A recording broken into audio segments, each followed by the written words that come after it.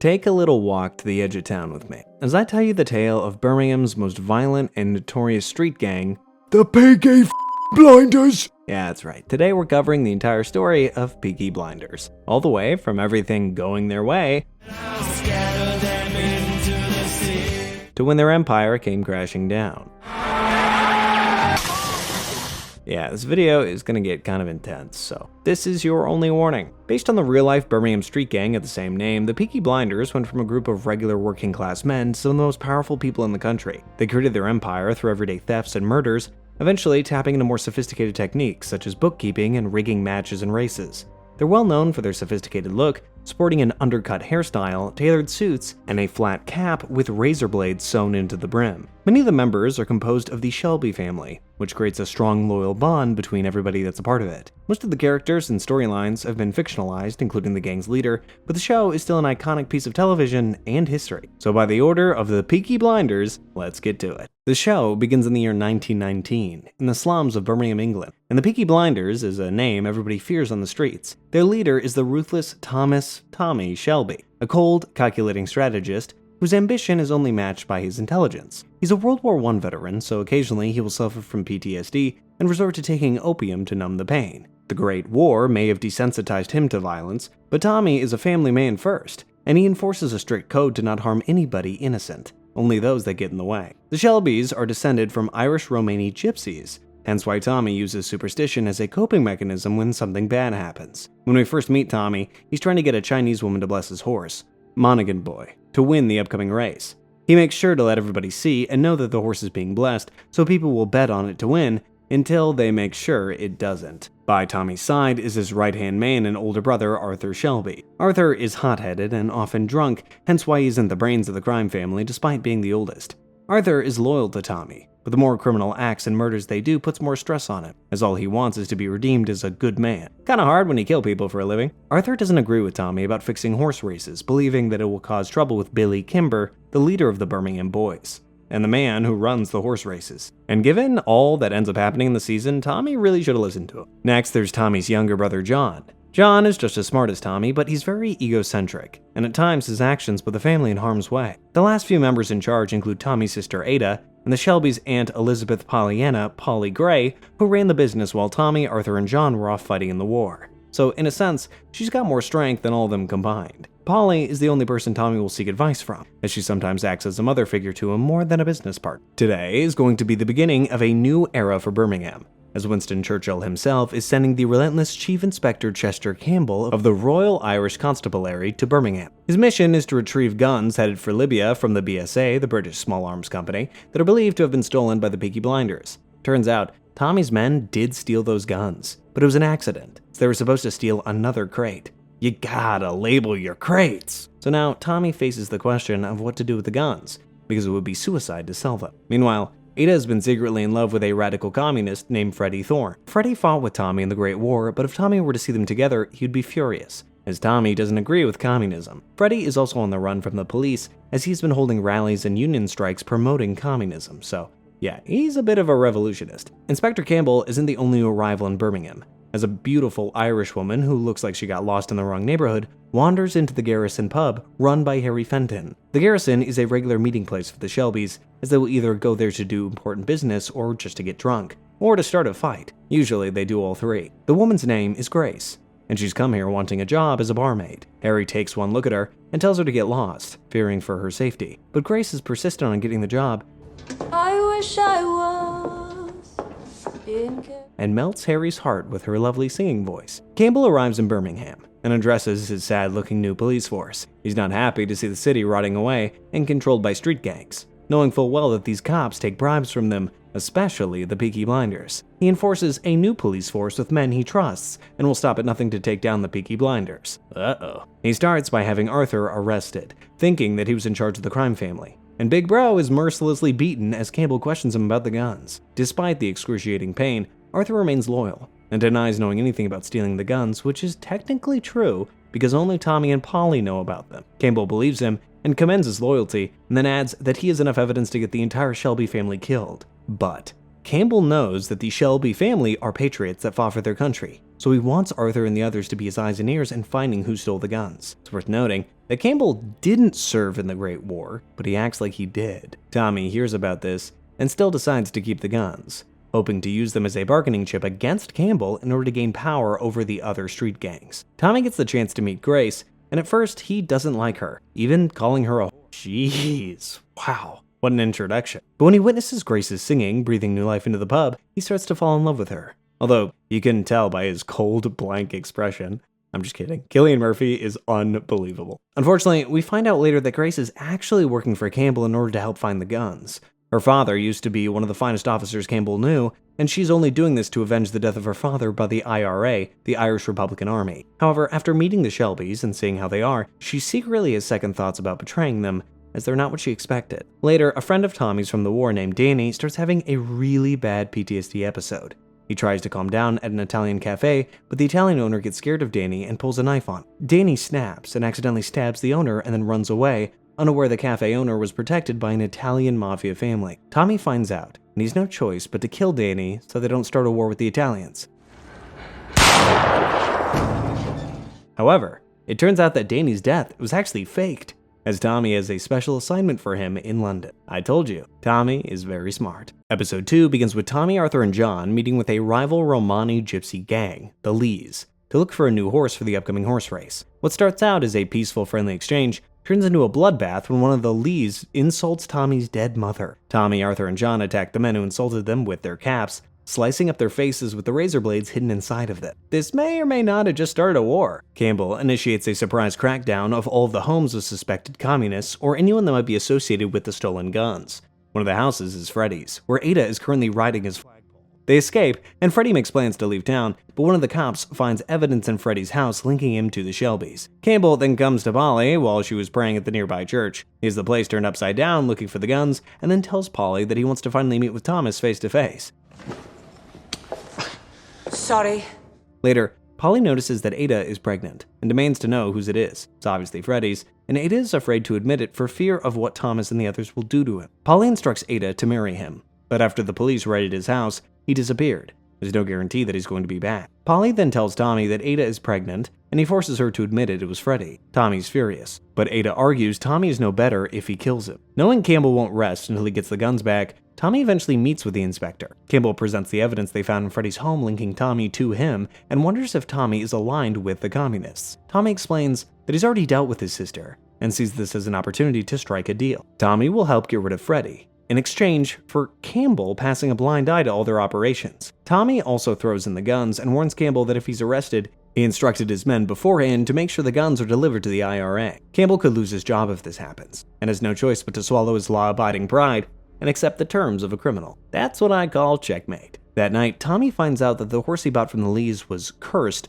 so superstitious Tommy is forced to kill it. Shaken up by this, he decides to drink away his pain at the garrison. Grace is the only one there, which is fine because all Tommy wants right now more than whiskey is some company. Grace listens to him quietly vent, and then Tommy reveals he knows that she was never a barmaid in Dublin like she said that she was. For a second, it looks like he's going to figure out that she's working for Campbell, but then Tommy simply suspects that she ran away from a nice family after accidentally getting pregnant. Grace has no choice but to go along with it, even if the lie is humiliating. Nevertheless, he invites her to come with him to see his horse race, even making sure that she wears a nice expensive dress. The next day, Polly sees Ada off on a train only to run into Freddy. Turns out, Tommy had a change of heart and made sure he came back to take care of Ada. Freddy then proposes to Ada, and she says yes. Ada then tries to board the plane, but then Freddy reveals that they're staying because he's not afraid of Tommy. Something tells me that he really should be. Back at the garrison, Billy Kimber arrives with his goons to confront Tommy about rigging his horse races. Tommy instead sees this as an opportunity for him and Billy to join forces to take down the Lees,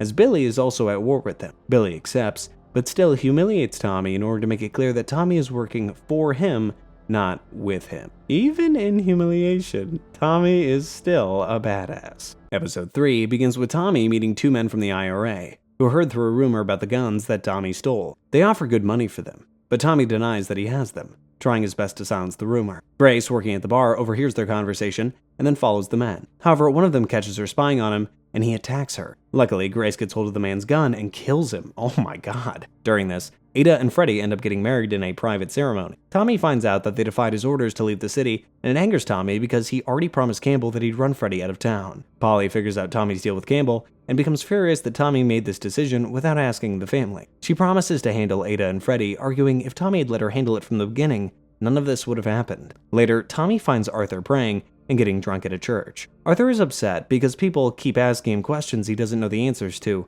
such as about the guns, and he feels left out in the running of the family business. Tommy reveals the existence of the guns to Arthur, and to make him feel better, he buys the Garrison pub from Harry and gives it to Arthur, but still lets Harry work as a bartender. A few days later, Tommy takes Grace to the horse race like he promised, while Arthur and John prepare to protect Billy and his men from the Lees, hoping to prove to Billy that he needs the Peaky Blinders as his security. In the meantime, Tommy and Grace enjoy themselves and even share a dance together. Normally, I'd consider this a date, but let's face it, Tommy's only here to do business, and Grace only said yes because Campbell ordered her to stay close to Tommy. Arthur and John prevent the Lees from stealing Billy's money, and Tommy presents the money to Billy on a silver platter, proving that they can offer Billy protection. Tommy wants 5% of the take, and 3 legal betting pitches at every race north of Birmingham, with interest of course. Billy accepts the terms, but only if he gets some alone time with Grace, as he's been eyeing her the entire evening. Tommy agrees to this, but then has a change of heart and tells Billy that Grace is actually a gonorrhea. Grace is furious for what Tommy did,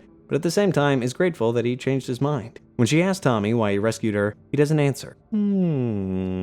Interesting. Episode 4 begins with the Lees getting revenge on the Peaky Blinders by robbing their gambling den. Tommy and the others find out, but then discover the Lees left behind wire cutters. This is an old, sick World War I joke, as leaving behind wire cutters indicates that there's a booby trap nearby. Tommy recently got a bullet from the Lees with his name on it, so he realizes the trap is meant for him. He finds the Shelby's youngest brother Finn sitting in his car, having gotten inside by climbing through the window. Tommy rescues Finn and gets rid of a grenade rigged to explode if the car door opens. Wow, that was close. During this, John informs everybody that he's getting married to a named Lizzie Stark, as he wants somebody to take care of his 4 children after his wife died. Everybody is certain having Lizzie be his wife is a very bad idea, but John is convinced that Lizzie is a changed woman. The reason Tommy doesn't believe Lizzie is changed is because he's been paying her to do the naughty with him for the past 2 years. He then tries to test her to see if she's changed by hiring her to do one last service to him. She fails this test, and Tommy tells the devastated John what happened. Tommy tries to make a truce with the Lee's matriarch, Zilpha Lee, and presents her with a bullet with Billy's name on it. Tommy wants to betray his allegiance with Billy and join forces with the Lees because Tommy wants their muscle. Billy will give Tommy his betting license so he can make his business legitimate. But Tommy wants Billy and his gang gone so he can have complete control over the racetracks. Tommy claims he and the Lees are related through his mother's side, and Zilpha agrees to do this alliance if John marries one of them named Esme. At the Garrison, Grace helps Arthur count the daily profits and gets Arthur to reveal they keep contraband near the docks. That's the first place that I would have looked, it's always the docks. She reports back to Campbell, and he raids the docks hoping to find the guns, but all they find is cigarettes and whiskey. Tommy finds out about the raids and confronts Grace, wondering why she was asking so many questions. Grace insists that she was only trying to help Arthur run his business, pretending to not know anything about the recent raid. Despite his suspicion, Tommy decides to make Grace his secretary. He explains his reason for trusting her by kissing her. Who would have thought that an undercover cop would mend Tommy's broken heart? A few days later, John marries Esme, uniting the Lees and the Peaky Blinders, and during the celebration, Ada goes into labor. Tommy allows Freddy to see the birth of his son when suddenly Freddy gets arrested. Everybody blames Tommy for breaking his temporary truce with Freddy, but what's strange is Tommy actually never gave up Freddy to the police. So the question is, who did? Episode 5 begins with Ada alienating herself and her baby from the Shelby family, convinced that Tommy was still responsible for Freddy's arrest. Tommy keeps trying to convince her and Polly that he didn't get Freddy arrested, but they refuse to believe him. Later, Tommy and Arthur approach a new fighting ring and demand the ringmaster get a license before he starts hosting matches, only to discover their dad, Arthur Shelby Sr., is one of his fighters. Arthur Shelby Sr. left the family a decade ago after his wife died, leaving Arthur, Tommy, and the rest to be raised by Polly. No one wants anything to do with him, especially Tommy, because Arthur Sr. is known for being a hustler and a thief. But Arthur is convinced their dad has changed. Ha! Never heard that one before. Arthur Sr. tells Arthur that he's been to America and seen how profitable casinos can be, and wants to open his own. He talks about this being a chance for the family to be together again, and Arthur believes him, even giving him a lot of money to get started. The two of them bond by fighting each other in the ring, But what ends up happening is Arthur Sr. beats the crap out of Arthur. Regardless, Arthur Sr. picks up his son and proudly announces to the crowd how much he loves him. Okay. At the garrison, a man from the IRA named Byrne confronts Tommy about the man Grace killed earlier, thinking Tommy had something to do with it. Tommy denies this, but then Byrne wants to know about the guns, as it turns out Danny drunkenly told the wrong people about them in London. The IRA has men in the BSA in the police force, and all their fingers point to Tommy. Byrne explains he has enough power to get Tommy and his family executed, so Tommy reveals that he does have the guns, and is willing to give them up for a price. Tommy then meets with Campbell and reveals his plan to use the gun exchange as bait so Campbell can arrest Byrne. Campbell likes the idea, even agreeing to make sure Tommy wasn't involved. Tommy then asks Campbell who tipped him off about Freddy, but Campbell doesn't reveal who it was. The exchange happens at the garrison, and Tommy has Grace hide in the back room with a gun just in case. Tommy's caution was warranted, as Byrne was here to kill Tommy after the exchange. Tommy gives Grace the signal to come out shooting, despite Tommy telling her to just intimidate, not shoot. They kill Byrne and his man, and Grace apologizes for shooting first. I'm sorry. Campbell's men, who are waiting outside, get rid of the bodies, and Tommy walks Grace home. Grace then meets with Campbell the next day, where she begs Campbell to leave Tommy and the Shelby family alone if she tells him where the guns are. Campbell can't understand this change of heart, but gives her his word. She then reveals the guns are buried in Danny's empty grave after discovering Danny is still alive. So that night, they dig up the grave and find the guns. With the guns recovered, Campbell is no use for Grace anymore, so she resigns. Now that he isn't her superior officer, Campbell takes his opportunity to propose to Grace. Grace rejects his proposal, prompting Campbell to suspect that she's fallen in love with Tommy. This makes Campbell want to hunt Tommy down and kill him now more than ever, breaking his promise to Grace. Knowing Campbell is coming for him, Grace lets Tommy hide out at her place. While there, the two of them make love, unaware that Campbell is secretly watching from the street. What a creep! Campbell later drowns out of his sorrows by enjoying the services of a Chinese in Chinatown. Guess this now makes him just as morally hypocritical as his fellow officers. Arthur later finds out his dad is still the manipulating hustler that he always was and demands his money back. Arthur Sr. refuses to give back the money, so Arthur attacks him. But Arthur Sr. is stronger than his son and threatens to kill him if he lays a hand on him again. Upset that his father manipulated him, Arthur tries to hang himself, but the rope snaps before he can off himself. Man, that's either divine intervention or just some cheap rope. The last episode of Season 1 begins with Churchill congratulating Campbell on finding the guns. Churchill also knows about Grace helping in the investigation, and Campbell makes sure that Grace gets a special commendation from the Crown. Today's the day the Shelbys take down Billy and his gang and make their business legal as a part of the National Association of Racehorse Bookmakers. Billy still thinks the Shelbys are aligned with him, but thanks to John's marriage to Esme, they will use the Lee's help and take down Billy. Before they can carry out their plan,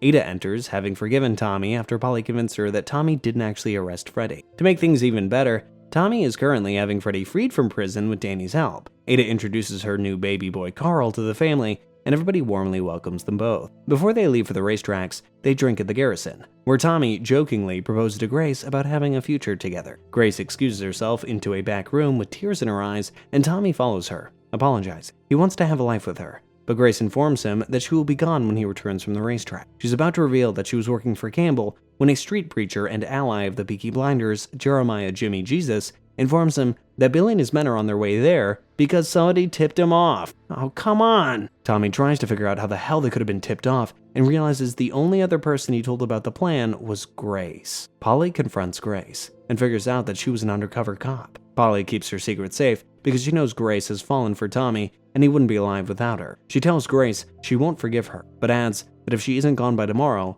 then she's going to kill her herself. Billy and his men arrive, and despite being outnumbered 3-1, the Peaky Blinders are ready, revealing he still kept some guns from the shipment that he stole. Everybody points their guns in a Mexican standoff, waiting for somebody to give the order or shoot, when suddenly, Ada arrives with her baby, marching her way right into the middle of the crossfire. She's already wearing a black dress in preparation for when Freddy and the rest of them die, and manages to end the fighting before it begins. I want you all to look at me! Surprisingly, Billy agrees with her, but then adds that only Tommy should die. He shoots Tommy, and Danny tries to fight back, but Billy kills him. Tommy survived getting shot, so he shoots Billy in the head. Tommy declares the battle over, as it was just against him and Billy, and orders Billy's men to go home to their families. Tommy then has the bullet taken out of his shoulder, and Danny is buried in his fake grave. The hole was already dug up, so, saves time. As the Peaky Blinders celebrate their victory, Campbell is informed that the Peaky Blinders won and that Freddy escaped. Campbell was hoping Tommy would lose, as it was he that tipped Billy off, but there were no officers on site to witness the Peaky Blinders get away with murder because Campbell arrogantly ordered it. Tommy then finds Grace still packing and reveals that he knows that she's an undercover cop. She tells Tommy that she loves him, but Tommy doesn't love her back. Believing he does, she makes plans to go to London for a few days, as she has an idea on how they can be together. He leaves to drink away his sorrows and writes a letter to Grace when she arrives in London, saying he's not going to be joining her in order to protect his family. He decides to flip a coin to determine if he should be with her. At the train station, Grace is waiting for her train when Campbell arrives, pointing a gun at her head. The screen goes black as a gunshot rings out. Is Grace dead? Series 2 begins with the revelation that it was Grace that fired the gun that she kept in her purse. Ironically, a gun that Campbell himself gave her. She shoots Campbell, crippling him, and disappears into the train. She eventually moves to America and marries a rich banker. Fast forward 2 years later, we see two mysterious women dressed in black blowing up the garrison while Tommy and everybody else are at Freddy's funeral. Yeah, Freddy died in between series 1 and 2 as the actor who played him had a scheduling conflict and couldn't return, so the writers had Freddy just die of pestilence. Eesh. Ever since the Peaky Blinders gained total control of the races, their wealth and power has increased. Tommy is thinking about expanding to London and asks Ada to come home as she became a communist like Freddy and has been living in London since. She refuses, as her communist beliefs have made her want to distance herself from the Shelby criminal lifestyle. Tommy is then informed of the garrison explosion, and he and Polly investigate. Polly finds green confetti all over the place, obviously from the people that caused the explosion, but neither of them can figure out who it was. He then goes drinking at another pub, where he's summoned to another rival pub known as the Black Lion. A bag is placed over his head, and he's escorted to a meeting with an IRA woman named Irene O'Donnell and another man. They were responsible for blowing up the garrison, hoping to put Tommy in a corner and blackmail him into assassinating somebody for them. They clearly don't know Tommy to try to blackmail him like that. I am chosen. Basically, there are some in the IRA who support signing a treaty, and there are some who really don't. Irene wants Tommy to kill Field Marshal Russell in order to frame the anti-treaty IRA for the murder and incite a civil war between the pro-treaty and anti-treaty factions. They chose Tommy so the murder will seem like a criminal act and not a political one, but Tommy has promised he won't be connected to the murder when it's done. Press X to doubt. Tommy has no choice but to accept this task. To make matters worse, it turns out Campbell, very much alive and now a major in the British Secret Intelligence Service, is working with the IRA so he can also make Tommy's life a living nightmare. But instead of killing Russell, Tommy decides to kill an IRA dissident called Eamon Dugan, hoping this will satisfy Irene. During this, Tommy has been seeing Lizzie and paying her for her services. Eventually, he decides to make her his new secretary when he tests her on her typing skills. He trusts her because she's someone who knows how to look the other way, but mainly sees this as a chance for her to finally get out of prostitution. Now, let's do a little backstory. Many years ago, Polly had 2 children that were taken away from her when a neighbor reported her as unfit to raise children. She hasn't seen or heard from them since, but lately has been having dreams of her daughter as an adult, so she goes to a medium to see if they're alive. The medium tells her no, and this devastates her. Esme finds out about Polly seeing the medium and explains the medium was lying because, well, psychics aren't actually real. Polly snaps and tell her to never speak of it again. A few days later, Tommy, Arthur, and John arrive in London to get familiar with the terrain and area. They find their way into a very fancy club owned by another rival gangster, Charles Darby Sabini, called the Eden Club. Sabini's men recognize them as they're about to start drinking, and they're asked to leave. Apparently, Tommy coming down here has violated their territories, but Tommy insists that they're here on vacation. Suddenly, a fight breaks out between the Sabinis and them. Tommy, Arthur, and John do a number on Sabini's men, not to mention his club. In response to this, Darby and his men attempt to kidnap and assault Ada. Wow. And they almost beat Tommy to death. They would have killed him if this man sporting a limp and a cane with a wolf handle hadn't intervened. And this man is Chester Campbell. Episode 2 begins with Tommy being taken to a hospital. We see the men who tried to attack Ada were killed by the Peaky Blinders before they could get very far. Campbell visits Tommy when he's feeling better and reveals that he knows Tommy murdered Dugan. Campbell doesn't hold back that he's been monitoring Tommy ever since. And because he saved Tommy's life, Tommy is now indebted to him. Tommy then discharges himself early, even though he can barely walk, and takes a barge back to London. Arriving in Camden Town, Tommy then speaks with the sadistic Alfie Solomons, head of the Jewish gang in Camden Town and owner of an alcohol distillery. Turns out, Alfie is also at war with the Sabinis, and Tommy wants to join forces with them to take the Sabinis down. In the end, Alfie says no. He does have a lot more success persuading Ada to live in a house he bought for her in London. On one hand, he does this to keep her safe, but he also does this so he can have a safe place to launder the money that they'll be earning in London. Tommy then buys Polly a house so she can keep their laundered money safe, but this house had the added bonus of being a nice birthday present for her. Polly struggles to be happy, as she's still missing her children. Tommy already knows this, as Esme told him everything, and he reveals that he knows people that can help her find her lost children. I'm gonna find your son and daughter, and I'm gonna bring him home. He eventually tracks down Polly's son Michael, who's now 17 years old and living with his foster parents under the name Henry Johnson. Polly's daughter Anna sadly died of spring fever in Australia. Michael's foster mother refuses to let Tommy see him, thinking that he's better off here. But Tommy manages to briefly talk with Michael and give him Polly's information. The other thing is Michael can't leave until he's 18, so who knows if he'll want to leave and come see his real mother. Meanwhile, Arthur was sparring at the boxing gym when he had another war flashback and lost control. He ended up killing his very young sparring partner. Finn was there, so Tommy questions him on what happened, and Finn reveals that Arthur's war flashbacks have been getting worse. Tommy has had enough of babysitting Arthur every time he tries to harm or kill himself, and he tells him that he's on his own. Sometime later, the garrison is reopened after the bombing, and it looks even worse than before after the remodel. They have a big party celebrating its reopening, but Arthur doesn't feel like going. Finn finds him sulking at home and introduces him to the magical world of cocaine as a way to self-medicate. Great. The next morning, a distraught Polly returns home to find Michael waiting outside of her home. She's shocked to finally meet her son after so many years, and she hardly recognizes him. Episode 3 begins with the Shelbys hiring a boy known as the Digbeth Kid to get arrested for gambling to help the local police meet their arrest quota. He calls himself the Digbeth Kid because he's a fan of cowboy movies, because it sounds like Billy the Kid. Tommy and the others find him amusing, as he's just an innocent mama's boy that's never ever been arrested. During this, Polly and Michael get to know one another. They both have a million questions for each other, but the nice thing is Michael isn't disappointed in Polly, and it makes her very happy. Tommy, Arthur, and John barge in during a moment that they were having, and they welcome Michael to the family. Michael already knows that the Shelbys are a criminal street gang, despite Tommy warning him about what he's getting into. The thing is, Michael may seem like an innocent kid, but this kid made his decision a long time ago. He wants this criminal life more than anything. I'll spend another day in that village. I'm gonna blow it up with dynamite. Later, Tommy meets with Billy Kitchen of the Black Country Boys, a fellow World War I soldier just like him. He wants Billy to round up his men and go work in Camden Town for Alfie without telling Alfie that they work for Tommy. The goal is to eventually unite the Peaky Blinders and the Solomons against the Sabinis for when the time comes to go to war, while also giving Tommy the ability to secretly move his operation through Sabini's territory. Of course, Alfie might not go along with Tommy's plan when the time actually comes. Remember the guy Arthur killed when he was sparring? Well, the guy's mom, Mrs. Ross, finds Arthur at the garrison and tries to kill him to avenge her son. Arthur tells her to aim the gun at his head and pull the trigger, but she's clearly never held a gun before and she misses. He sits her down and apologizes for accidentally killing her son, but she doesn't want his apology. She storms out. What's even sadder is the poor Digbeth Kid is killed in prison by Sabini's men to get back at Tommy for invading their territory. So to get back at Sabini, Tommy has a few of his men get arrested so they can kill Sabini's men in prison. On top of that, they plan to beat Sabini with a prized horse at a racetrack where Sabini has been winning for 10 years. Michael overhears everything,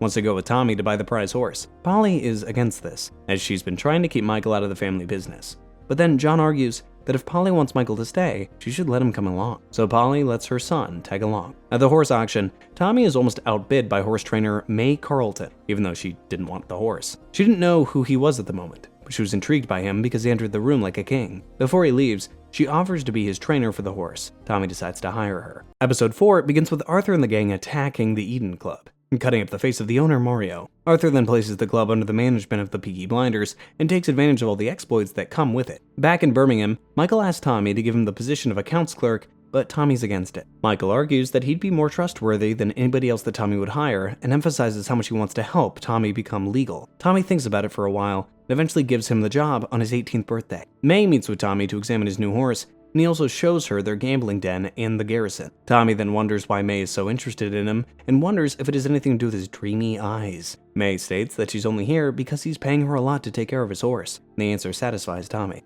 The horse will be called Crisis Secret. A few days later, Tommy meets with Arthur, Polly, and John about expanding their whiskey and scotch business to America and Canada. This will greatly increase their business because both countries are still under prohibition, and the rich will pay anything for a taste of the real stuff. Even better, they have a shipping license courtesy of the Crown, so their crates will never be searched. Doesn't get any better than that. Meanwhile, Alfie and Sabini meet under a banner of truce in order to settle their differences. Despite working with them, Alfie hasn't been loving his alliance with the Peaky Blinders, so they decide to form a temporary alliance against them. This sort of thing happens all the time. Jimmy's son, Isaiah, and Michael go drinking one night at a pub, but they get into an argument with a racist bar patron. The argument escalates into a fight, but stops when the racist patron learns he just beat up a Shelby. Arthur and John learn that the Shelby name was disrespected, so they decide to burn down the pub. Meanwhile, Tommy and May become romantically involved. The next day, Campbell and the IRA remind Tommy about killing Field Marshal Russell, but Tommy agrees only after making certain arrangements with his men. If anything should go wrong and Tommy dies,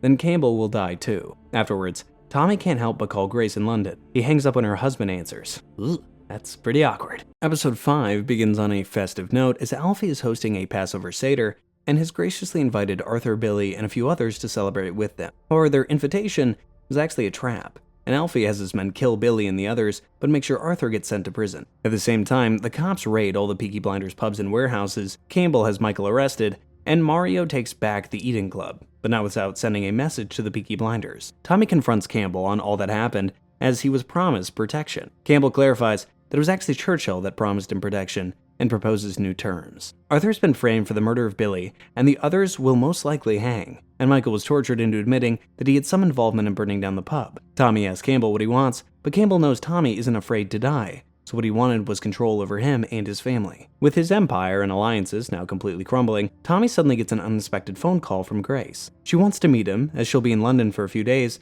but Tommy has to deal with his collapsing empire first. Regardless, he still plans to meet her. With Tommy prioritizing his efforts to maintain the business, Polly's more concerned about her son, tries to get Campbell to release him. Campbell had been expecting Polly, and already has Michael's release papers ready to go. All he needs to do is sign them. Polly begs him to sign, but Campbell will only do so on one condition. See, ever since Campbell met Polly, he's been infatuated with her, but she's rejected all of his advances with a slap in the face. But now, Campbell has all the cards and will only release her son if she does the naughty with him. Oh, good. What a sex pest this guy is. Desperate to save her son, Polly lets him have his way with her. Oh, that's not right. No. That night, Tommy and Grace meet each other. Tommy had planned for them to share an evening together in bed, but after seeing her, he changes his mind, as he wanted to see if Grace was still in love with him. When she doesn't leave, Tommy takes her out on a fun night. They then return home and make love, but not before Tommy calls Campbell to rub it in his face that he's with Grace. Liar! After a night of passionate lovemaking, Grace admits the only reason she wanted to see Tommy again was because she and her husband have been unsuccessful having a baby, and she was hoping that Tommy would perform better. Oh, wow. Grace then reveals she never told her husband who she really was, and Tommy urges her to do so. Tommy then attempts to end his relationship with May, but he still wants her to take care of his horse. He tells her about Grace, and May urges him to let her go. During this, Tommy has John and their Irish gypsy friend Johnny Dogs plant an explosive outside Field Marshal Russell's house that only destroys the front door. This forces Russell to temporarily move to a different house, preventing Tommy from killing Russell in his sleep. Campbell then confronts Tommy about this, and Tommy reassures him that he will kill Russell when the time is right. He does want to kill Russell, but it will be somewhere Campbell and his men can't kill Tommy afterwards. And it just so happens to be in Epsom, where his new horse Grace's secret will be racing. Episode 6 begins with Tommy convincing Alfie to release Arthur from prison, in exchange for letting Alfie smuggle his alcohol in their international shipments. Tommy promises Alfie 20% of the profits, but then Alfie changes his mind,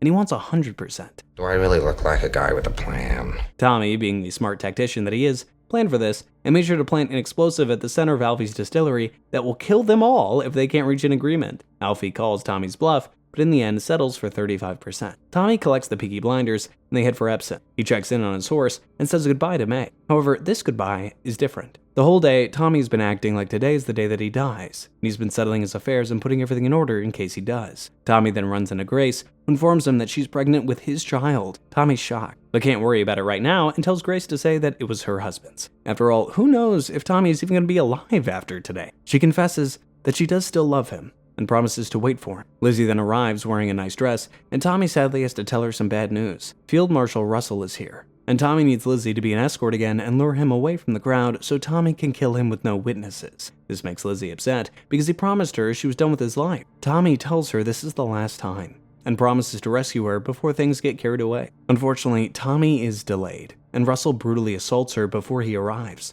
Tommy arrives and Russell fights back, but Tommy manages to kill Russell as the noise from the race muffles the gunshot. Tommy then innocently alerts the police, and every officer is called to where Russell was shot, allowing Arthur and the others to collect and burn the licenses of Sabini's bookies and steal the bets without firing a shot. Tommy then gloats his victory in Sabini's face, only to get arrested instead of him when Sabini gets violent. 3 officers working for Campbell apprehend Tommy as they are part of the Ulster Volunteers, an Irish unionist organization. Thinking that he's already won, Cable phones Churchill the good news that Tommy has been taken care of. However, Polly appears, gets into the phone booth with him, and points a gun at him. Campbell tries to convince her not to kill him, but Polly already made up her mind before she entered the phone booth. She kills Campbell and leaves his rotting corpse in the phone booth. Meanwhile, the three men take Tommy in the middle of a field to be executed, and Tommy is prepared for this moment. It's almost like Tommy really does want to die right now.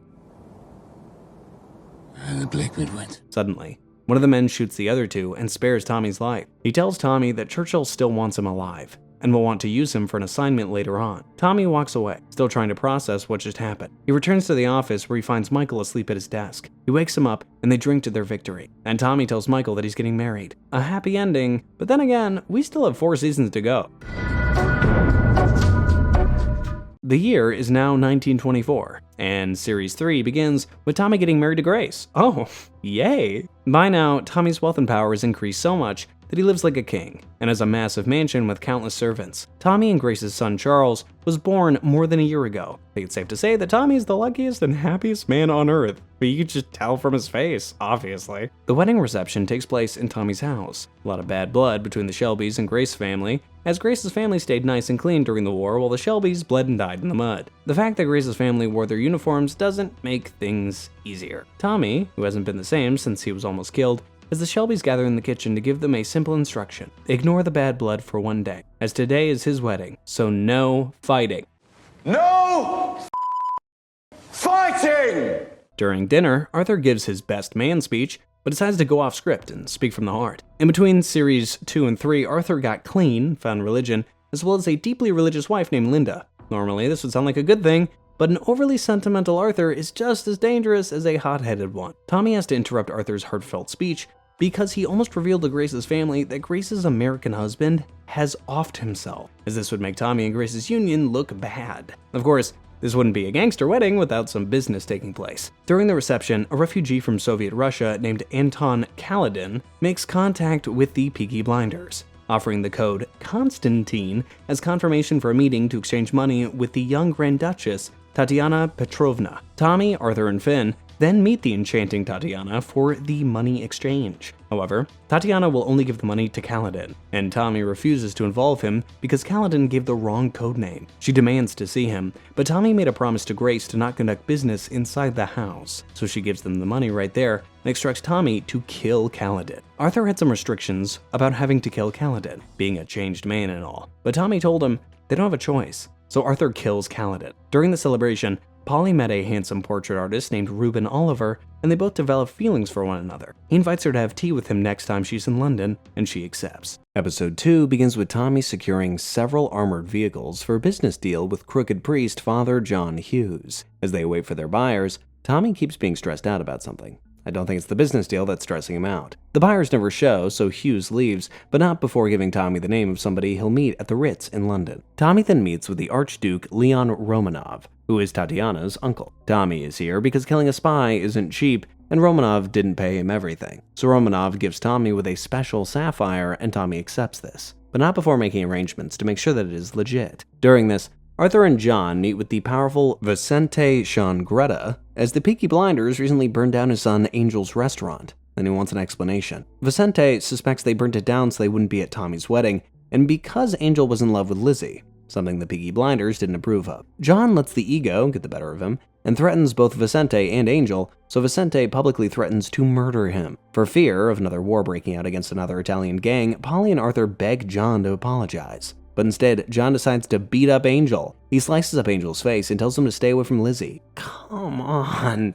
The family confronts John about what he did, and ironically, Tommy actually sides with John. If you apologize once, you do it again and again. Tommy orders his men to take 2 Shangretta pubs that night, and Polly and Arthur object, asking why. Tommy's answer is, because we can. Ooh, this guy's getting pretty power hungry. Later, Tommy gives Grace the sapphire as a necklace, and she wears it for an upcoming charity dinner. The next day, Tommy is taken by Scotland Yard to meet with Hughes in a prison cell. He informs Tommy that with the Russians in town, Ada and her communist beliefs have become a potential security threat. He threatens to kill Ada and reminds Tommy that he can bring Scotland Yard on Tommy and his family whenever he wants. But Tommy isn't afraid of him. That is, until Hughes tells Tommy to look under his son Charles's pillow. Tommy finds a note that says, Charles Shelby, R.I.P. Hughes's men were in Charles's room while he was still fast asleep. That's crazy. At the charity dinner, Tommy confronts Hughes and an MP called Jarvis and learns that they are part of an organization called the Economic League. They inform Tommy that the Russians want to inspect the military vehicles and they demand Tommy personally take Tatiana to inspect them. Tommy rejoins the party, where he just so happens to run into Tatiana. She officially meets Grace and recognizes the sapphire around her neck and tells Tommy that the sapphire is actually cursed. Tommy, being superstitious, tries to get Grace to take the sapphire off, when suddenly one of Shangretta's men shoots a gun at Tommy, shouting, "For Angel." As if this were a nightmare, the bullet hit Grace instead, and it kills her. Damn, I just had to jinx it. Episode 3 begins with Tommy mourning the death of Grace. If he wasn't already broken in life, he is now. He's distanced himself from his family and only talks to them if it's business. Poor guy. Arthur and John inform Tommy that they killed Angel in his hospital bed, as well as any other Italian on the south end of the city. Vicente and his wife Audrey are trying to flee the country, so Tommy orders Arthur and John to capture him before they can. He also wants them to kill Audrey when they see her, but they're reluctant to because Vicente's wife used to be their school teacher. Took a bullet meant for me! While this happens, Tommy goes to Wales to see a gypsy about the sapphire. He hasn't been able to sleep ever since Grace's death, as he blames himself for it. He asks if the sapphire is cursed, and the gypsy says it is. She clearly said what he wanted to hear, but just hearing those words has made me feel a little less guilty. It was the sapphire's fault, not mine. Arthur and John capture Vicente and Audrey before they flee the country, but neither one of them can bring themselves to kill her. They take Vicente away and tell Audrey to go to America where Tommy won't find her. Tommy returns so he can torture Vicente, and Tommy starts going all psycho, talking about how much he's going to enjoy taking his time cutting away at him. But then Arthur shoots Vicente as an act of mercy, and then John admits they did actually let Audrey live. They've both had enough of what Tommy has become since Grace's death. Having calmed down, Tommy asks Ada who the Soviet informant is in the Economic League, and she tells him. The man is arrested, and as a reward, Tommy makes Ada the head of the future Shelby office in Boston over in America. Tommy then interrupts a private dinner hosted by Tatiana's aunt, the Grand Duchess Isabella Petrovna, to secretly alert her to the information that Hughes is leaking information to the Soviets. He recaps them on the plan to get the vehicles out, and then he leaves. Tatiana sees Tommy to his car, where he tells her not to trust Hughes, and then offers to kill him for them. A few weeks have passed as episode 4 begins with the Shelbys hunting and killing a stag. As they drink to the kill, Tommy informs everybody that their father, Arthur Sr., is dead. And they went on this hunt because hunting and killing a stag was the only thing their dad ever taught them. So they will symbolically eat the stag, and then they will forget that he existed. Tommy then tells them the Russians want them to steal weapons from a train for a rebellion. They will be paid in jewels, but believing the Russians will betray him, Tommy plans to break into their vault. Earlier, Linda told Arthur that she's pregnant and wanted him out of the business. Arthur promised, but only after he dealt with the Russians. This didn't sit well with Linda, so she now comes to Tommy demanding a bigger cut for Arthur so that they can move to the United States together. And your plan is still to reform him, right? To the absolute degree. During all of this, Polly went to church drunk to confess and reveals in her confession that Tommy plans to assassinate a holy man. The priest then informs Hughes, not realizing that Hughes was the holy man in question. Hughes then foils Tommy's plan to assassinate him and watches with grim satisfaction as Tommy is beaten by his men. Tommy's then dragged to the sewers where Hughes humiliates Tommy some more and threatens to kidnap his son. Then Hughes gets Tommy unconscious enough to apologize to Tatiana and her family for wrongfully accusing him as a spy. Oh my God, I'm heartily sorry for her.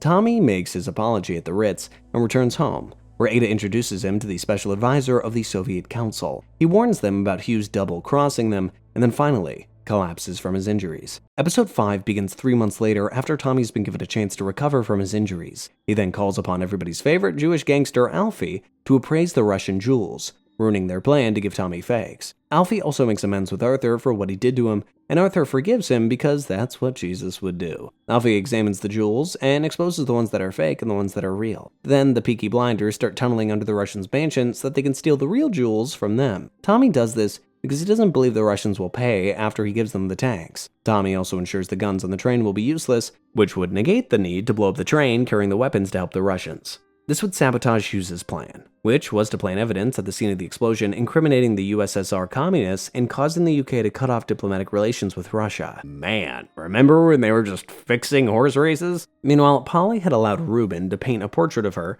and during their time together, the two of them had fallen madly in love. He finishes the portrait, and it came out better than she could have imagined. So much better than she could have imagined that she wholeheartedly indulges his request to take the relationship to the next level, during which Polly lets it slip that she killed Campbell, among other things. Normal, dirty talk. While this was going on, Michael, who'd been learning how to fire a gun, asked Tommy if he can be the one to kill Hughes. See, Hughes had abused him when he was a boy, and he wants to be the one to put him in the ground. Polly finds out that Tommy promised him he could, and she doesn't want her boy to be a killer. She warns Tommy that if Michael does this, then she will bring the business to its knees. Episode 6 opens with Tommy and the others opening the Grace Shelby Institute for Orphan Children. There's a big ceremony with Tommy and his son Charles posing for photos, and in the chaos of everything, Tommy ends up handing Charles off to some random nurse. Charles is then nowhere to be found, and it's later found out that Hughes orchestrated Charles's kidnapping. Hughes then meets with Tommy and promises to return his son if Tommy gives them the jewels and blows up the train himself. Tommy agrees unconditionally, and then starts wondering who leaked his plan to Hughes. He then realizes that it might have been Polly, when she let her guard down with Ruben, who must be a Russian spy. Why would an educated man of his standing do something like that? Believing that she'd been betrayed, Polly destroys her portrait. However, Tommy eventually figures out that it wasn't actually Ruben who told Hughes about the plan, it was Alfie. I should have seen this coming. Tommy confronts Alfie, and Michael ends up killing Alfie's assistant. Wow, the kid really learned to shoot. Alfie defends his actions, saying he hasn't crossed any line. Michael sides with Alfie, as killing him would be the worst thing that you could do right now. Tommy backs down, and Alfie apologizes, admitting that he didn't know Hughes would take Charles. Regardless of Hughes knowing their plan, the Peaky Blinders go forth with it. Arthur and John see the train bombing, and Tommy told them that if they don't hear anything from him by 10 o'clock, they blow up the train. Tommy breaks through the mansion via the tunnel and steals the jewels, and Michael kills Hughes. Unfortunately, they don't inform Arthur in time, and Arthur blows up the train even though they already won, killing 6 innocent men. Whoops. With Charles now safe, Tommy meets with Tatiana, who turns out has been in on the jewel heist all along. Plans on taking her share to Vienna. Tommy then returns home to distribute the remaining loot with everybody involved, but not before apologizing to everybody for getting them in the mess. They all prepare to go their separate ways, until Tommy reveals that there have been warrants issued for all their arrests except for him. As if on cue, the cops arrive at Tommy's door and take them away. But Tommy assures them a plan is already in motion to get them out of this alive.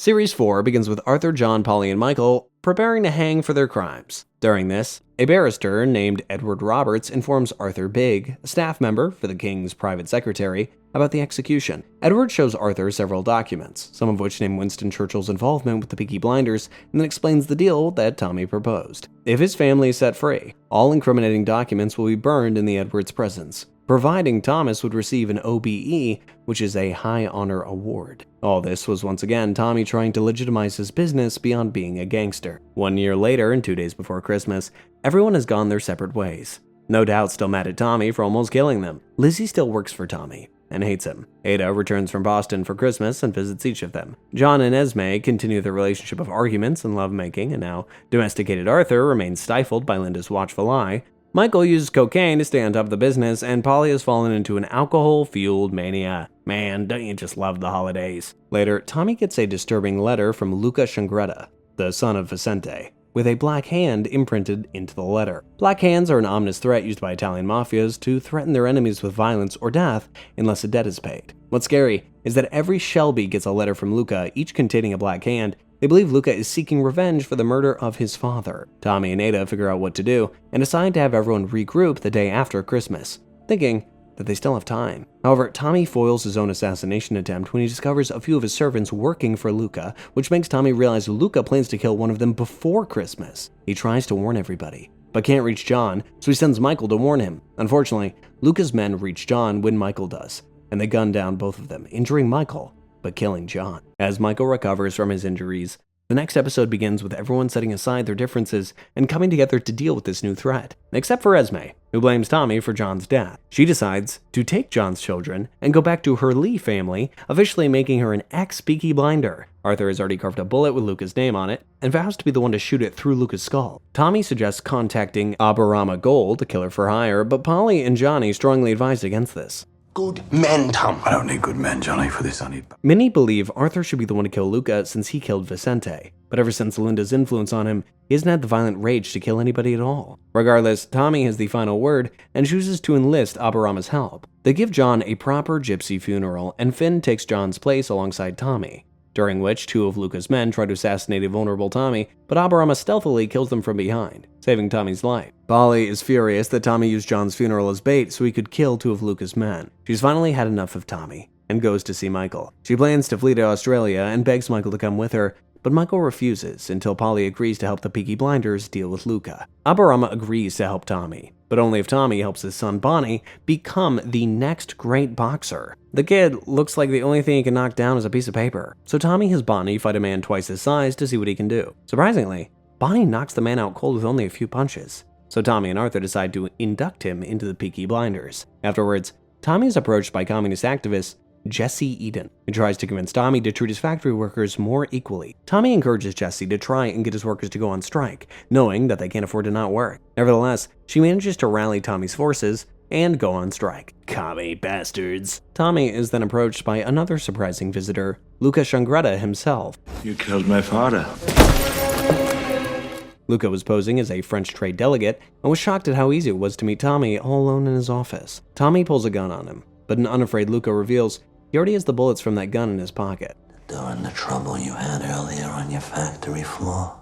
Luca threatens Tommy, saying he's going to kill all of them, but will leave Tommy last so that he can watch everybody he loves die before him. But Luca is an honorable man, so they both agree to fight this war fairly, to not kill any civilians, children, or involve the police. Tommy welcomes Luca to Birmingham, and Luca is grateful to be here. Episode 3 begins with Tommy calling everyone together to inform them that if they're going to survive Luca, they need to evolve the Peaky Blinders. 6 years ago, Luca was at a wedding, and Tommy has deduced that everybody in the wedding party is coming after them. So Tommy proposes they send a copy of the wedding photograph to Aberama so he and his men can take care of them. Arthur was not at the meeting because Linda wanted to remind him that she was his wife. We find out later Polly sent Linda to stall Arthur away from the meeting so he wouldn't cast his vote. Arthur was then alerted to their paint shop to deal with more workers going on strike when 2 of Luca's men arrive and almost kill him. Arthur manages to shoot one man and drowns the other in a vat of paint. Guess Arthur really put him in a world of pain.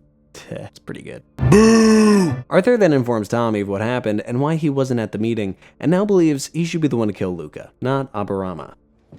I got cleaned up at Ida's. Tommy is more concerned with how Luca's men got into the factory, and Arthur explains it was through the back door that's usually locked. So Tommy questions Devlin, one of the workers who coincidentally is about to use a one-way ticket to Glasgow. Devlin explains that he's leaving, not because he betrayed the Shelbys, but because he's become fed up with how dangerous things have gotten since the communist strikes. Tommy is convinced Devlin wasn't the traitor, but doesn't let him leave the city. Devlin did mention that one of the workers attended a communist meeting that a few of Luca's men also attended. So Tommy decides to pay Jessie a visit, thinking that she was responsible for the attack. He asks her to recognize the 2 men in the picture, but he is outmaneuvered when she reveals something about his past. Before the war, Tommy was in love with someone named Greta Gerosi, but she died of tuberculosis and her death motivated Tommy to join the war. Greta's sister Kitty is a close friend of Jessie and also a member of the Communist Party. Everybody that fought in the war didn't come back the same, but Kitty was certain that if Tommy didn't go to war, he would have unconditionally joined the Communist Party. Tommy then reveals that he knows Jessie's boyfriend killed himself in the war. It silences Jessie. She says she doesn't know anyone in the photograph. Reopening old wounds has made Tommy miss Greta, and he takes Lizzie out to a secret spot where they used to hang out. He wanted to share this place with Lizzie, and they make passionate love. Later, it is revealed that Polly and Luca have a previous connection from the past, and they meet in a public place to discuss it. Polly claims that she will give Tommy to Luca if he will spare the other members of the Shelby family. Luca considers this, because Arthur and John did spare his mother's life when Tommy ordered them to kill her. I think those boys deserve a little good karma. Oh, wait, one of them is dead. Remember the poor boy that Arthur killed while he was sparring? Well, in the next episode, his mother, Mrs. Ross, comes to Tommy again, because today would have been her son's 21st birthday. She knows Arthur has been wanting to atone for his mistake, so invites Arthur to her home for a little celebration, unarmed. Obviously, this sounds like another one of Luca's traps, so Tommy and everybody else accompany Arthur, but from a distance. Arthur enters Mrs. Ross's home while Tommy spots Luca's men slowly pulling up. Unfortunately, they realize this was just a decoy, as Luca wanted Tommy and everybody here in one location so that he could kill Michael all alone at the hospital. Luca arrives at the hospital and points his gun at Michael's head. Only, his gun is intentionally empty. Luca considers this him keeping his promise to Polly to spare Michael's life, and makes sure Michael tells Polly to keep her end of the deal. As Luca leaves, he's ambushed by Aberama at a bridge and almost killed. Michael confronts Polly about the deal she made with Luca and figures out that she offered Tommy's life if everyone else was spared. Polly justifies her actions because Michael is still alive, so the ends justify the means, I guess. I don't know, you decide. Later, Polly comes looking for Tommy so she can deliver on her promise to Luca, but she only finds Lizzie, who tells her he's out. While they wait, Lizzie has Polly read her tea leaves just for kicks, So Polly reads them and discovers that Lizzie is pregnant with Tommy's baby. Damn it, Leaves, she told you that in confidence. Don't just air her dirty laundry. The episode ends with Tommy driving away from the hospital after checking on Michael, only to see Luca and his men driving after him as Polly unworriedly watches. Uh-oh. The next episode picks up right where we left off, with Tommy leading Luca to Artillery Square. Turns out Tommy is well aware that Luca was behind him the whole time, as Polly came around and forgave Tommy, gave him a heads up. He stops his car and gets to the high ground without Luca and his men seeing him, and unloads on them with a hidden machine gun. When that isn't enough, Luca's men pursue Tommy through the apartment complex nearby, running and gunning as they go, with Tommy killing 3 of Luca's men. Eventually, their fight convenes to a one-on-one showdown in an alleyway, but it is interrupted when the cops show up. Luca escapes, and Tommy walks away. Tommy returns home, where he tells everybody what happened. That night, Lizzie works up the courage to tell Tommy that she's pregnant. She says she's keeping it, so Tommy offers to help her out and buy her a nice house for her and the baby. I feel like something else needs to happen there, bud. With Polly having broken her deal with Luca, she'll be coming after everybody now, so Polly decides to hide Michael with Aparama and his men. During this, Polly and Aparama share an intimate moment together. During this, Luca makes his way to London to enlist Alfie's help in killing the Shelbys. Alfie's fighter just so happens to be fighting Bonnie soon, so Luca plans to kill the Shelbys during the next match. 3, 2.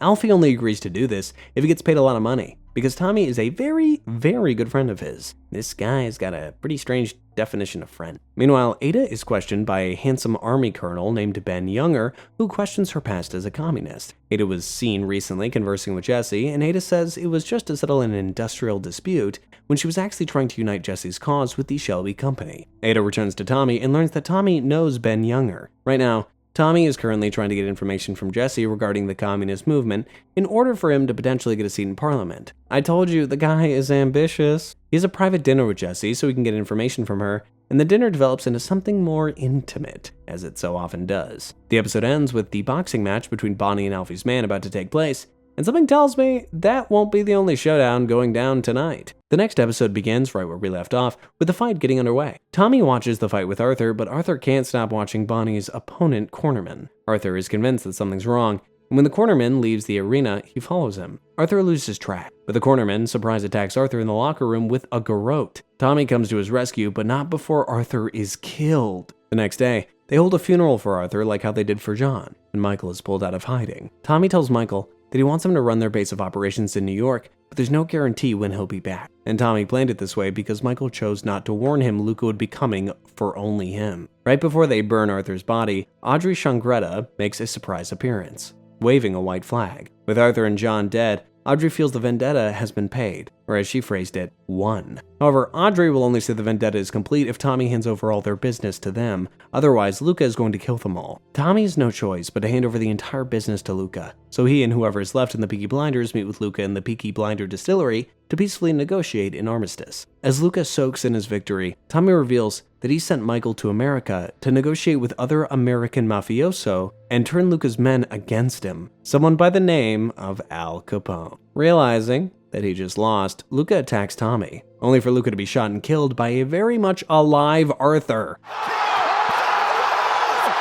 Turns out Tommy knew Arthur was still alive, and he and Polly pretended he actually died so that they could catch Luca off guard. In the end, Arthur got to be the one who killed Luca, just like he wanted. The Shelbys then celebrate their victory, and Tommy raises a glass to the resurrection of the Peaky Blinders. Arthur makes a speech and tells Tommy to enjoy this time of peace and take a vacation. Tommy then confronts Alfie for betraying him. Alfie knows that there's no redemption for what he did, but just before Tommy's about to kill him, Alfie reveals that he has skin cancer. Tommy hesitates to shoot, prompting Alfie to shoot Tommy first. Tommy fired at the exact same time, but his bullet only grazed Alfie's face, while Alfie's bullet hit Tommy in the arm. Tommy walks away, leaving Alfie on the beach to bleed out. 3 months later, Tommy has spiraled into an alcohol-fueled mania during his vacation. Like how Polly was at the beginning of the series, Polly helps him get out of the alcoholic depression, allowing Tommy to get back to work. I hope he doesn't relapse. Wink wink, he probably will. Tommy contacts Jesse to say that he wants to help her and thereby acquires the name of her Communist Party contacts.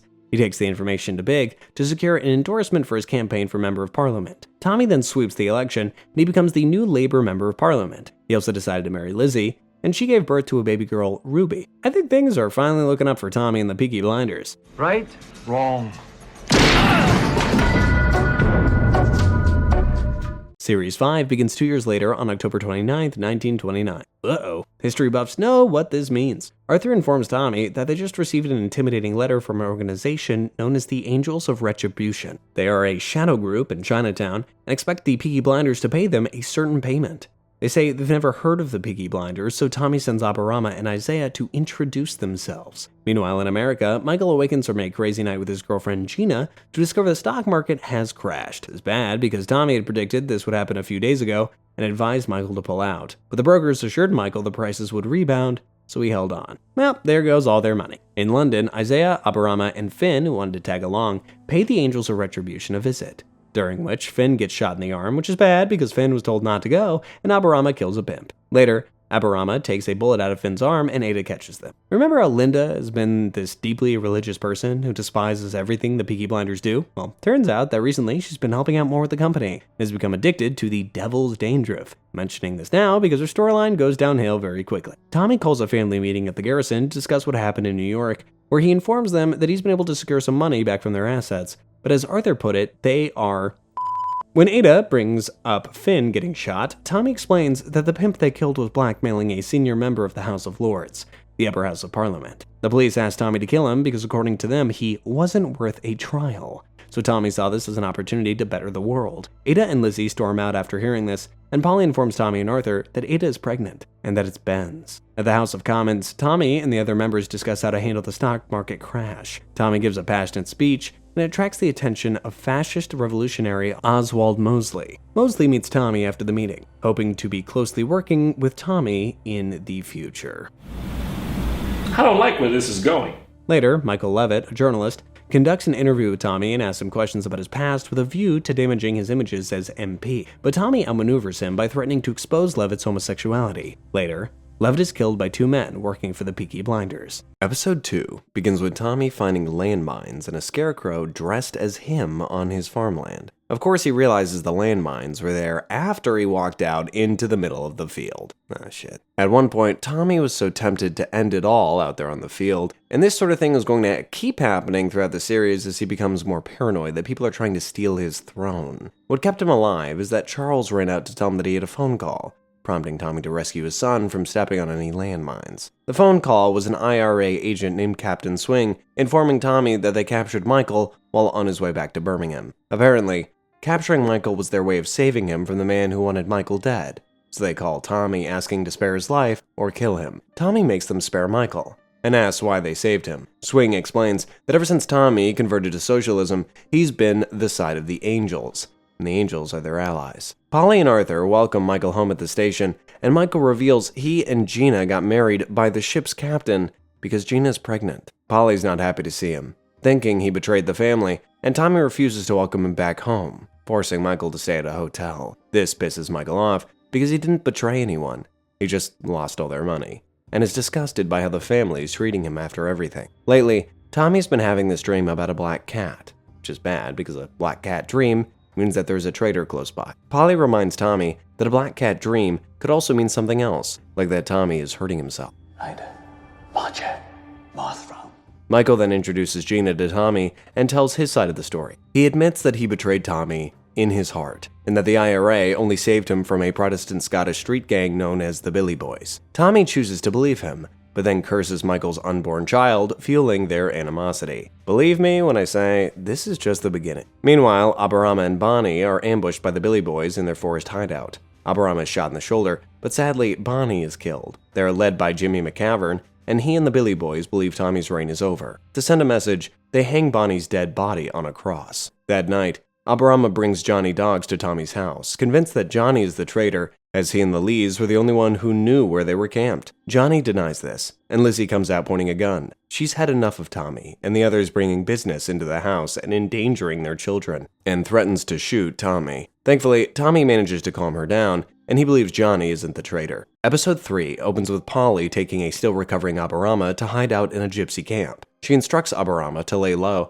and let Tommy avenge her son, but as soon as Polly leaves, Aburama starts tracking down McCavern. Tommy still hasn't forgiven Michael for losing their entire fortune, so has been constantly humiliating Michael, even in front of clients. It gets to a point that at any moment, Michael is going to reach his breaking point. Later, Tommy, Arthur, and Michael meet with Mosley, because Mosley knows McCavern. Mosley has been reaching out to various people trying to help his cause, and Tommy has evidence that McCavern is one of them because he runs the shipyards in Glasgow. Mosley, instead, flips the script and reveals he swept the investigation into Levitt's murder under the rug. So now Tommy owes him. Mosley ends up coercing Tommy into joining the soon-to-be-created British Union of Fascists. However, Tommy only agrees in order to infiltrate their organization and report back everything to Ben. During this, Linda has been thinking about divorcing Arthur. She meets with Lizzie, who encourages her not to, as Lizzie had been also thinking about divorcing Tommy, but chose not to because she chose this life as well. Tommy finds out about Lizzie and Linda's conversation and informs Arthur. Linda had mentioned that she was seeing someone else named Frederick, so Arthur wants to kill him. But Tommy asks him to go to Scotland first and bring back Aberama. Arthur refuses to go anywhere without dealing with Frederick, so Tommy gives him his information, instructing him to only talk to Frederick. Naturally, Arthur beats the living crap out of Frederick and blinds him with the razor in his cap. While Arthur takes his time getting to Scotland, Aberama and his men are already taking revenge on a group of the Billy Boys. Aberama leaves them alive so they can take a message back to McCavern that he is a bullet with his name on it. Later, McCavern attacks Aberama's camp in retaliation for attacking his men, only to discover too late that Arthur finally arrived in Scotland and booby-trapped the camp with grenades. It's what you want, it's what you shall have. The next episode begins with Tommy and Arthur meeting with Brilliant Chang, a Chinese triad businessman, to discuss a highly lucrative opium shipment. A shipment like this is over £1 million, more than enough to help the Shelby company get back the money that Michael lost. Tommy instead decides to make a truce with McCavern, knowing his connection with Mosley, and uses this to test the opium shipment. So yeah, I guess the war between Tommy and McCavern begins with a truce. Oh, that was easy. This means that Tommy has to regretfully inform Aberama that McCavern needs to live just a little longer for his plan to work. Aberama's outraged that he has to abide by Tommy's orders to wait, so Tommy encourages him to marry Polly, since the two of them are fond of each other. Ever since Tommy returned from the war, he's been secretly taking opium to numb the pain of what he went through. That, mixed with all the paranoia that he's been experiencing, has caused him to hallucinate about Grace, telling him to join her by offing himself. It gets so bad that he almost does. Shattered, he seeks Ada for comfort and explains what happened, and she encourages him to throw away the opium. Tommy can't bring himself to do it, so he advises Ada to keep her newborn son away from him when she gives birth to it. At a private exhibition of Swan Lake in Tommy's estate, Michael tells Gina that he will be taking on the Peaky Blinders opium business. It's not what Michael wants,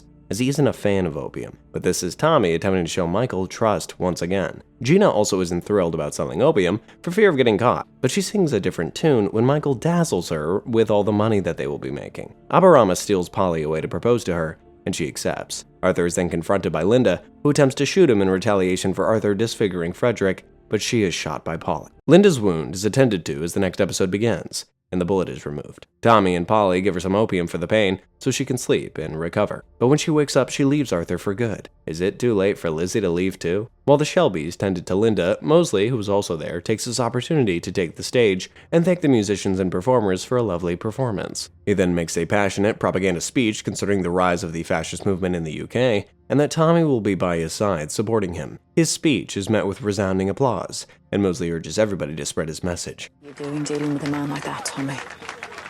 The next day, Tommy relays to Ben information linking Mosley to the Billy Boys, but Ben is hesitant to accept it. Turns out Ben has been experiencing resistance from the government, the Ministry of Defense, and Section D as they all support Mosley. They believe Mosley to be a protector against a possible communist insurgency like Jesse Eden, and it's gotten everybody like Ben scared. Regardless, Tommy manages to convince Ben to take the evidence, but as Ben leaves in his car, it explodes, killing him. Tommy then has to tell Ada of Ben's death, and the news shatters her because Ben never even knew that she was pregnant. Meanwhile, Arthur and the others meet Chang and load the opium within their boat. However, they're ambushed by an Irish gang known as the Titanics, who become aware of Tommy's deal with Chang, who keeps leaking information. They fight them off and retrieve the opium before anybody else tries to take it. Tommy then goes to an insane asylum to visit an old comrade from the war, Barney Thomason. Barney was the best sniper in their company, so Tommy needs Barney to kill Mosley while he's on stage addressing his fascist party, prompting Tommy to take over as the leader of the party. Then Arthur and Aberama will take care of McCavern, and the Peaky Blinders will have won again. Of course, Barney can't leave because he's insane, so Tommy executes an explosive escape just for him. Episode 6 begins with Tommy meeting with Churchill regarding Tommy's political views. See, Tommy has really become an eloquent talker in the House of Commons lately. But everybody knows how much time he's been spending with Mosley, so Churchill wants to know if Tommy is a fascist or not. Tommy reassures him that his actions with Mosley are simply infiltration and nothing else. But it's obvious that Tommy wants to use his potential new position as head of the fascist party to eventually run the country one day. It's all coming together. During another family meeting, Michael and Gina attempt to propose a total restructuring of the Peaky Blinders company. Michael sees himself as the voice for the younger generation, and their idea would increase the profitability of their opium exports. Michael would be the managing director, and Tommy would be a non-executive director under the name of a dead man, Mr. Jones. Michael adds that the Americans would rather deal with him, because they don't want to deal with an old-fashioned backstreet razor gang.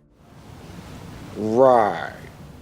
Tommy takes one look at Michael's proposal and throws it into the fire. He then tells Michael to make sure that he's not here when he gets back. Hell, even Polly's pissed at Michael. That's how you knew that you really messed up pretty bad. After some investigation, Tommy figured out that the new bartender for the garrison, Mickey, was the one who leaked the information. Realizing that he's a dead man, Mickey tries to apologize, but Tommy executes him anyway. During this, Finn carelessly spills the assassination plan to Billy Grade, who runs the fixed football racket, who then informs the IRA of their plan. Tommy then travels to Margate to meet with a still-alive Alfie and tells him about his plan to kill Mosley. He wants Alfie to use his Jewish connections to organize a riot at the fascist rally Mosley will be at, and something tells me that they all want to get their hands on Mosley. This will help cover Tommy assassinating Mosley, and of course, Alfie will only do this as a favor for his friend for a lot of money. Polly then meets with Tommy, who's had enough of Tommy's pointless killings and lust for power, so she gives Tommy her resignation. Before she leaves, she foretells a war between Tommy and Michael, and that one of them will die. On the night of the rally, Tommy and the others take their places for the assassination attempt. Jesse and the communists are outside protesting, and Tommy has to rescue her from being arrested. He reminds her that she can do more damage from the inside, but he can't tell her what that means because it will only put her in more danger. Arthur sets up Barney at a good angle to snipe Mosley and gives him some cocaine so he doesn't freak out. Mosley and Tommy take the stage alongside McCavern as the fascist crowd chants, "Perish Judah." As Mosley gives another passionate speech, Alfie's men stage the riot, and Tommy gives Barney the signal to kill Mosley. Unfortunately, Barney is killed before he can kill Mosley, and Aberama is killed shortly after. Captain Swing and the IRA are here foiling Tommy's assassination plan, and Tommy and the others get out of there before they're next. Tommy tries to figure out what just happened, how their plan could have been foiled, and he really starts losing it. He goes home and becomes tormented by his thoughts and more hallucinations of Grace that he tries to shoot himself as the screen cuts to black. Series 6 begins exactly where we left off, with Tommy pulling the trigger, only the gun wasn't loaded. Arthur and Lizzie predicted Tommy would try to off himself, so they prevented it from happening. Lizzie finds Tommy face down in the mud and says he's no longer a soldier, he's a coward. He walks back to his home where he gets a call from Captain Swing taking credit for foiling Mosley's assassination attempt. As it turns out, the IRA are aligned with Mosley. Swing then delivers the bodies of Barney and Aberama to Tommy's doorstep, along with a third body, Polly's. If you're wondering how and when Polly died, her death was written last minute because the actress who played Polly, Helen McCrory, died of breast cancer during the production of Series 6. Her character was one of the best, and the actress died too soon. Polly is then given a gypsy funeral, and Michael swears revenge on Tommy for Polly's death. The show then jumps ahead 4 years to the year 1933, with his only moral support gone. Tommy is now more vulnerable than ever. Somehow, he managed to sober up since Polly's death. Good for you, Tommy. Michael, now sporting a stupid mustache, has completely cut himself off from the Peaky Blinders, and is now living in America with Gina and their son, Lawrence. One day, Tommy sets up a meeting with Michael at McKellen Island in Newfoundland. There, he also meets with Michael's new business associates that work for Jack Nelson, a Boston gang leader and coincidentally, Gina's uncle. Today's the last day of Prohibition, which is going to make their illegal distillery exports obsolete. The men at McKellen Island have made a living bootlegging whiskey, but with alcohol now illegal, the trade will fall back into the hands of capitalists from America and Canada. So Tommy wants to shift their cargo from alcohol to opium. Michael and the others don't like this idea, so Tommy gains their trust by kindly telling them that there's an informant in their Boston gang. Beware the man with the bleeding heart tattoo. Back in Birmingham, Arthur's drug addiction has drastically spiraled ever since Polly's death. He later ruins Christmas because he was supposed to entertain the Shelby children as Santa Claus, but he was too wasted to bring Christmas cheer. Because Michael refused to work with him, Tommy gets Michael arrested for possession of opium as a way to get his attention. Gina bails him out and scolds him for letting Tommy gain the upper hand, but really, Tommy did this to send a message to Nelson. While still overseas, Lizzie calls Tommy and tells him that his daughter Ruby is sick. At first, Tommy isn't too worried, because the doctors believe that she just has the flu. But then Lizzie mentions Ruby was playing with Johnny's gypsy children and started uttering a spooky gypsy phrase. Tommy starts panicking and books the next passage home, believing that Ruby was cursed. Polly. Tommy returns home in the next episode to learn that Ruby isn't cursed anymore and is recovering. Phew. Tommy, on the other hand, hasn't slept in days, and his health is starting to deteriorate to the point that he has a seizure that night. Tommy reveals that he had a small seizure on the ship back home, so Lizzie suggests that Tommy see a doctor to make sure that he's alright. Tommy says he needs to deal with Michael and Nelson, then the Peaky Blinders can finally rest. Tommy's health starts putting a strain on their already strained relationship, and at any minute now, he's going to snap. Tommy learns that Nelson is working with President Roosevelt to report back on the growing fascist movement, so Tommy sees this as an opportunity to make an alliance with Swing. Tommy has a plan in place to make sure his opium business prevails, and because Swing and the IRA are aligned with Mosley, he wants to keep his enemies close. The line doesn't go out from the middle to the left and the right. Later, Tommy meets with Alfie to inform him that his uncle, Charlie Solomons, has died in New York at the hand of Jack Nelson. This now means Nelson has control of Alfie's empire in America. So Tommy wants Alfie to help him sell his opium across the sea in return for a share of the profit. While Tommy discusses business with Mosley at another fascism rally, Arthur shows up wasted again. Tommy gives him a talking to, as Arthur promised that he would get clean, and Tommy reveals that he had been reaching out to Linda, asking her to forgive Arthur. She sent Tommy a letter, saying that she believes in forgiveness, and Tommy promises to write her back, but only if Arthur finally cleans himself up. Later, Tommy meets Mosley and his new mistress, Diana Mitford, to inform him that Nelson is in London to buy import licenses. Later, Tommy finally meets Jack Nelson in person, where Tommy agrees to feed information about England's politics, mostly what Churchill does, to Nelson's gang in exchange for Tommy being able to sell his opium in Boston. Back at the Shelby house, Ruby starts feeling sick again, talking about seeing and hearing a gray man with green eyes. She starts coughing blood, and Tommy has another seizure when he hears about her condition. When he snaps out of it, he decides to contact Esme, hoping gypsy magic can cure his daughter. Ruby is rushed to the hospital in the next episode, where they learn that Ruby has tuberculosis. During this time period, doctors used gold to treat TB, as they discovered gold can kill the TB bacteria, despite making the patient even more sick. So they give Ruby salt with 37% gold. As if it weren't obvious, Ruby's chances of survival are very slim. You should be wearing a mask. I am. Convinced that modern medicine isn't the cure, Tommy races to find Esme and manages to find her camp.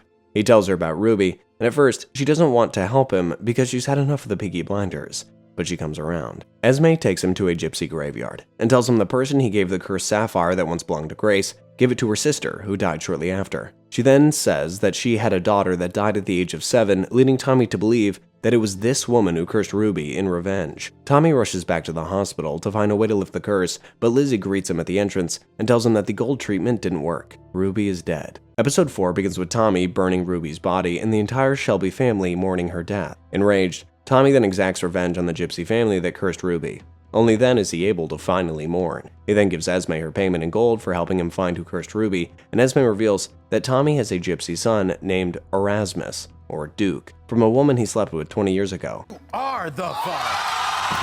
Later, Tommy finds Arthur mourning in his basement, and relapses right along with him. When enough mourning has taken place, Tommy meets with Mosley, Diana, Nelson, and Swing to discuss their futures together. Nelson agrees to let Tommy trade opium in Boston as he gains information from Mosley about the political future of England, and agrees with Swing that the Irish working class can be turned. Meanwhile, Ada becomes targeted by for having a mixed-race child, and Arthur's opium addiction continues to spiral as he drastically raids a Chinese opium front in Chinatown. During this, Tommy has been ignoring letters from the doctor asking him to come in. See, when Ruby was being examined at the hospital, they also ran some tests and x-rays on Tommy. They found some shocking news. It seems Tommy was exposed to Ruby's tuberculosis for too long, and now he has tuberculoma. This would explain Tommy's seizures. The good news is he can't spread it to anybody else. The bad news is that it is inoperable, and the doctor estimates Tommy has less than 18 months to live. As the doctor leaves, Tommy talks to Polly as if she were in the room, asking her to give him the time he needs to do what he must do. Episode 5 begins with Tommy dealing with the Chinese business that got Arthur hooked on opium by walking into their shop,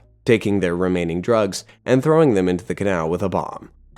Talk about excessive. Another family meeting takes place, where Tommy introduces Finn's new wife Mary to the family, as well as Duke. Tommy sees raising Duke as his chance to see life through a new light, but all it does is anger Lizzie, who's still mourning their daughter. After making love that night, probably for the last time, Tommy admits he regrets marrying Lizzie, because of everything that's happened to her since. He only loves her when they make love, and Lizzie curses Tommy for never letting her in and understanding his pain. Linda finally returns to a broken Arthur, and she begins purifying his soul. Later, Linda returns to meet with Tommy after he convinced her to give Arthur another chance. However, she won't forgive Arthur, but says that God might. She then tries to find redemption in Tommy, but Tommy knows she's doing this so Tommy will fund her charity organization. So Tommy only agrees to give her £10,000 if she returns to Arthur. She agrees to return, but not sleep with him. Meanwhile, Arthur, Finn, and Grade have been having trouble with a rogue referee who refuses to allow the upcoming football match to be rigged. When he won't comply, Arthur forces a reluctant Grade to kill the referee, and experience shatters him. As Grade cools off in a sauna, he's confronted by Nelson, who figures out that he's been spying on the Peaky Blinders for the IRA. Now, Nelson threatens Grade to spy on the Peaky Blinders for him and eventually give up Arthur to them. Later, Tommy meets with Diana to show the boats that will be used to trade opium, but Diana will only offer her support on one condition. When Mosley first met Lizzie, they recognized each other because back when Lizzie was still they used to engage in a lot of lovemaking. Diana knows this, so she figures it would only be fair if she were to sleep with Tommy, for the cause, of course. That night, Mosley and Diana visit Tommy and Lizzie while they're having dinner with Nelson, and Diana spills the secret that she and Tommy slept together. It seems part of Mosley's plan was to shatter Tommy's marriage, as a reminder that Tommy deserves better if he is to move up in the world. The episode ends with Michael being visited by a priest in prison with a message from Nelson. Nelson will release Michael if he answers yes to a question. Michael already knows what the question is going to be, and he replies yes. When I am released, it is my intention to kill Tommy Shelby. The show's finale begins with Michael being released from prison with one goal in mind: kill Tommy Shelby. Meanwhile, Lizzie is so upset that Tommy slept with their enemy that she decides to leave him. Their son Charles finds out and decides to go with his mom because Tommy was never present in his life, so if he stays there, he'll be alone. Tommy allows him to go with Lizzie and lets him take Ruby's horse. Tommy then finds Arthur sulking in his office because Arthur found Tommy's x-rays. He asks Tommy why he didn't tell anybody that he was dying, but Tommy just says that they were already dead men, so what's the point? Tommy doesn't want people to see him crawling to the finish line, so he plans on going away when they defeat their enemies. He will make sure his legacy lives on, and by the time people find out he's sick, he will already be gone. Arthur is pissed at Tommy for not including him in his life after everything, and Tommy orders Arthur to tell no one else until he's gone. Arthur promises, and then tells Tommy that he's finally clean thanks to him. Tommy calls one last family meeting, explaining that he will be going back to McKellen Island to secure their shipment. In the meantime, he wants everybody to dismantle his house and get rid of anything damning against them. Grade is at the meeting, and Tommy makes sure to give him false information in order to lure the IRA into a trap. Later, Swing and the IRA assassins go to the garrison to kill Arthur, but Arthur already knew that they were coming. Arthur holds them at gunpoint and escorts them out of the garrison, but Swing's sniper starts shooting at them, and they all hide. There's a thick fog all around them, making it difficult to see anybody. But Arthur was ready for this, and had Jeremiah ready with the machine gun, and he takes out the sniper. He and Arthur put on gas masks and release poisonous gas around them, allowing for them to easily kill Swing and her men, avenging Polly's death. Meanwhile, the Peaky Blinders get to work dismantling Tommy's house. Finn arrives later with Grade, and Duke takes them both into a dark room where he exposes Grade as a traitor. They beat him, and Duke orders Finn to kill Grade, adding that Tommy said if he doesn't, then he's no longer a Shelby. Finn had been befriending Grade, unaware that he was a traitor, and he can't bring himself to kill him. So Duke has to kill Grade instead. Duke disowns Finn by the order of the Peaky Blinders, and Finn swears revenge on Duke. At McKellen Island, Michael and his associates arrive, along with a car bomb they hide in Tommy's car when he arrives. As they get in the cars, Michael's associates get into the car behind Tommy, while Michael pretends to go back inside for his cigarettes. Suddenly, the car that had Michael's men blows up instead of Tommy's car. Turns out, Tommy had Johnny Dogs arrive before Tommy, and he made sure to switch the car bomb with the other car. Tommy then kills Michael, fulfilling Polly's prophecy. After killing Michael, Alfie appears from the back room, revealing he was also there the whole time, and he and Tommy finalize their deal. Does this mean they're finally friends? Tommy returns home and has his mansion destroyed, and then meets with whoever is left in the Peaky Blinders one last time. He tells them he's going away, and encourages Ada to become a politician, as she had more of a powerful voice than Tommy did sometimes. Arthur decided not to be there, as he isn't good with farewells, but made sure Linda relayed a message that said he can't wait to join Tommy in the afterlife. Ada begins to suspect Tommy isn't well, but Tommy leaves her to wonder. 1 month after saying goodbye, Tommy is all alone, and living in a wagon just like when he was a gypsy. Tired of waiting to die, Tommy flips a coin, decides to finally off himself, but before he does, the spirit of Ruby visits him